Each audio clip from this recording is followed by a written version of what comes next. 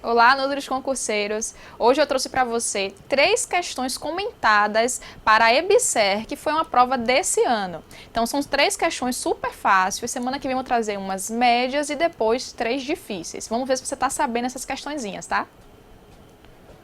Então, primeiro, essa questão fala o seguinte: preencha a lacuna e assinale a alternativa correta.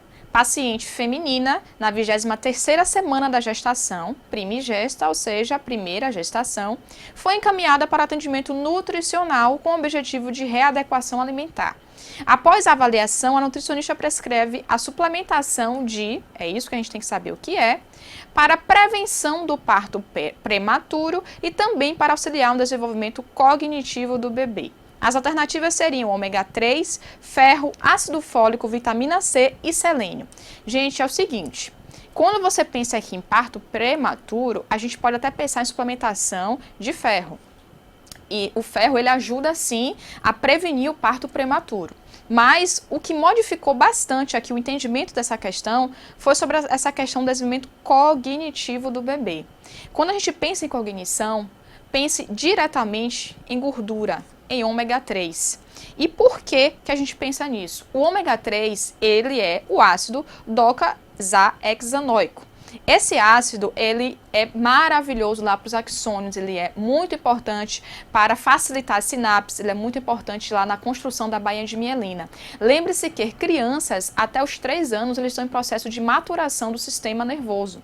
Então, esse ácido já é comprovado que, de forma bem simples para vocês entenderem, ele altera, né, ele torna a estrutura molecular da membrana da célula mais maleável e, por conta disso, vai facilitar os processos de sinapses. Quando você facilita as sinapses, você vai interferir diretamente na cognição desse indivíduo. E por conta disso tem sido suplementado também para adultos e para idosos. Mas criança, quando a gente pensa em criança, é porque lá, até os 3 anos de idade, ainda está um processo de desenvolvimento, de maturação. Então, a gente tem que dar, sim, alimentos ricos de fontes de ômega 3. Outra coisa importante é que tem a bainha de mielina, que é aquela estrutura que envolve os axônios. E ela é basicamente composta por gordura. Então, a dieta tem que ter uma alimentação rica em gorduras. E uma delas, que a gente recomenda muito aqui, é o ômega 3, porque ele vai ajudar a acelerar a propagação do estímulo elétrico, vai ajudar a fornecer mais sinapses e, consequentemente, ajudar na questão da cognição, do aprendizado e da memória.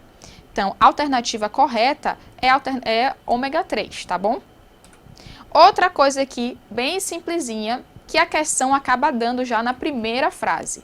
Então, carotenoide responsável pela cor vermelha do tomate, goiaba e outros. Por que é que ela se limita aqui, gente? Porque o restante da questão vai confundir muito vocês com as alternativas. Então, vejam só. Possui propriedades físico-químicas e biológicas na prevenção de doenças crônicas, como câncer, doenças neurodegenerativas e cardiovasculares, em que o estresse oxidativo é um importante fator etiológico. O enunciado se refere a: letra A, flavonoide, letra B, licopeno, letra C, polifenol, isoflavona e antocianina.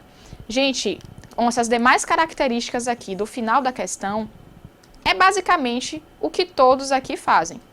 Então, o diferencial é o início da questão, que fala sobre a cor vermelha. Quando a gente pensa na cor vermelha do tomate, da goiaba, do pimentão vermelho, do pimentão amarelo, da abóbora e por aí vai, pensem em licopeno.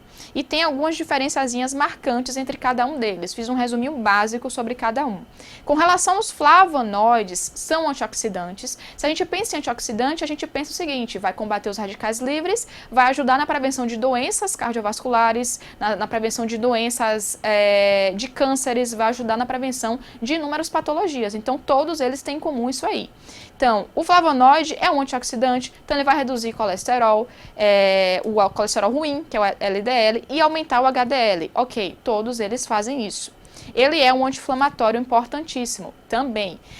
Uma coisa importante, o flavonoide tem lá naquelas frutas escuras, no morango, na uva, nas amoras, é bem encontrado no vinho também. Quando a gente pensa no licopeno, que é a alternativa correta, ele está diretamente relacionado com a coloração vermelha daqueles alimentos que a gente comentou. E outra coisa importante que as bancas sempre perguntam e sempre associam com o licopeno: prevenção de câncer, principalmente o de próstata, e prevenção de doenças cardiovasculares, por conta do efeito antioxidante que ele tem. E esse efeito antioxidante também está passando aqui por outros elementos, como o polifenol, como a isoflavona, como a antocianina. Com relação ao polifenol, gente, ele é a classe maior desses compostos. Então, são compostos bioativos, antioxidantes, e aí entra o resveratrol, aí entra a curcumina, que é encontrado lá na cúrcuma. Então, todos eles têm algo em comum, são antioxidantes potentes aí da nossa alimentação. As isoflavonas, a principal característica que vocês têm que lembrar é que elas têm um efeito muito parecido com os estrogênios femininos. Então, é por isso que ela tem sido muito utilizada para mulheres lá na menopausa, porque ela simula um efeito muito parecido com os hormônios femininos. Então, não é a resposta correta da questão. E por último aqui a antocianina, que é muito parecido com o licopeno, mas a diferença é que ela dá a coloração escura, essa coloração arroxeada aqui das frutas e de alguns vegetais também. Também é outro potente antioxidante. Então a questão, ela está se referindo ao licopeno, tá, gente? Só por conta dessa cor vermelha aqui, porque os demais pode perpassar aí por todos os outros itens que a questão dá. Então, mais uma questãozinha para vocês. Ácidos graxos formam a unidade estrutural da molécula de gordura. Os elementos químicos básicos que compõem essa estrutura são carbono, hidrogênio e oxigênio. A estrutura a seguir representa qual tipo de ácido graxo? Então, essa questão foi de uma prova de nutrição do ano passado da EBSER, mas uma questão bem química, né? Para a gente entender isso, gente, é muito simples. Então, o que é que me diz aqui que ela é? Que é um ácido graxo saturado mono, poli, trans ou cis. Então, eu trouxe uma gravura aqui para vocês entenderem um pouquinho do que seria essa diferença. Quando o ácido graxo ele é saturado, não encontra-se nenhuma dupla ligação. Veja que está tudo aqui, é somente uma ligação. Isso significa que ele é saturado. Isso, gente, é dupla ligação entre as cadeias de carbono, porque se vocês forem se atentar aqui entre o carbono e o oxigênio, há uma dupla ligação, então não confundam. Então veja que os insaturados a gente tem dupla ligação entre as cadeias de carbono.